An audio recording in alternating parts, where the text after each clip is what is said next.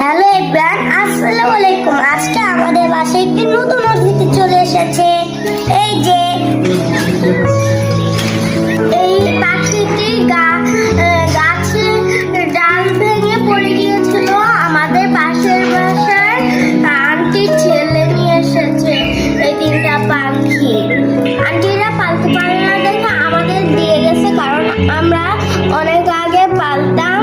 আমরা তো অনেক পাখি পালি, এই জন্য আমাদের কাছে দিয়ে গেছে। এখন আমরা খাবার খাওয়াবো। ওদের অনেক খিদা লেগেছে দেখে ওদের জন্য রুটি কিনে এনেছি। নাও এতটুকু নিচে ঢেলে দাও, পড়ে যাবে তো। আর নিচে ঢেলে দাও।